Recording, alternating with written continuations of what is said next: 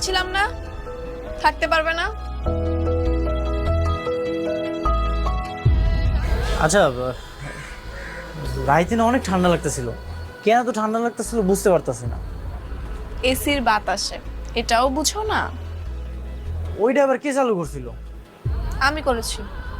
এই শহরে বড়লোক যারা থাকে তারা গরমের মধ্যে এসি অন করে ঘুমায়। দরকার না হইলেও? দরকার হবে না কেন? এটা কি তোমার বাড়ি সে সরকার জানালো নাকি যে ইচ্ছে হলে খুলবে ইচ্ছে হলে বন্ধ করবে? ঠিক আছে, আমি চলে যাব। কোথায় যাবে? আমাগোর বাড়িতে।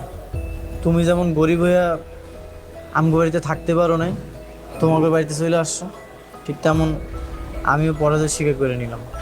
আমি এমনি থাকতে পারতেছি না। আমি চলে যাবো। যাও।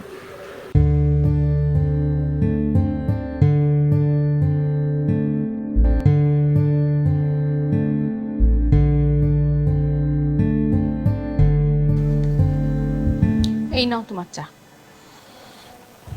কবিতার মা, ভাবছি আমাদের এই ঝামেলাগুলো শেষ হয়ে গেলে আমরা দুজনে কোথাও বেড়াতে যাব। ঠিক আছে।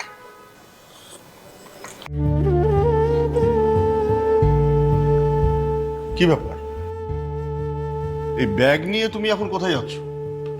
আঙ্কেল, আমি বাড়িতে চলে যেতেছি। বা- কিন্তু কেন?